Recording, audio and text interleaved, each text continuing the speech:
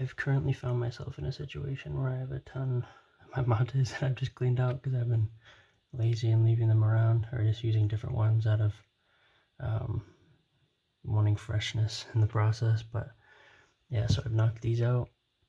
What I like to do is just leave a little on the wall.